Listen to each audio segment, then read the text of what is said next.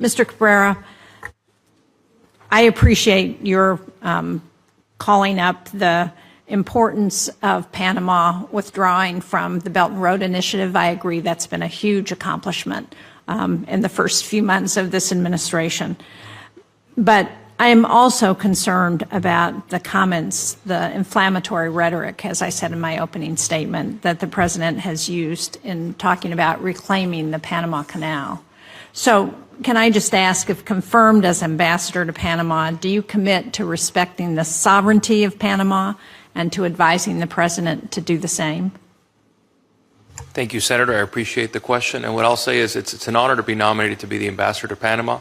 And if confirmed with your consent, we would serve at the President's pleasure. And he has said, as our Commander-in-Chief, his job is to make sure the security and safety of our country and our national security interests.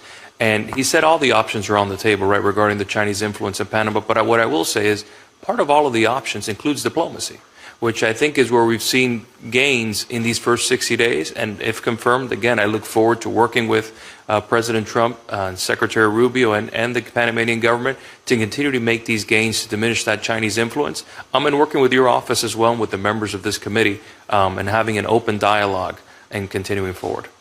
Well, I appreciate that and the importance of focusing on diplomacy. And that's why it's hard for me to understand exactly what the President means when he talks about reclaiming the Panama Canal and how those actions would be consistent with our treaty obligations. Can you shed any light on that? What is he talking about when he says, are we talking about sending boots on the ground and the military into Panama to take back the canal? Are we talking about buying it back again? Are we talking about coercing the Panamanians to give it back to us?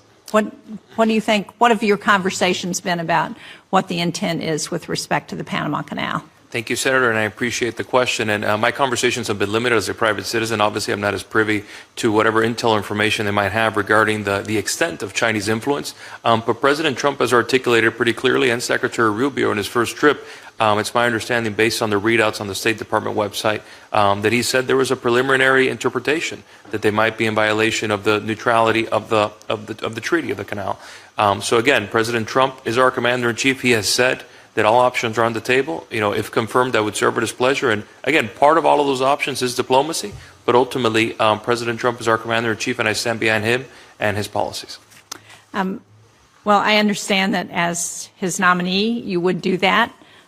Let me just register my opposition to sending the military in to take back the canal by force, and also my opposition to buying it back and to coercing the Panamanians in ways that would force them to give it back. So I appreciate your focus on diplomacy.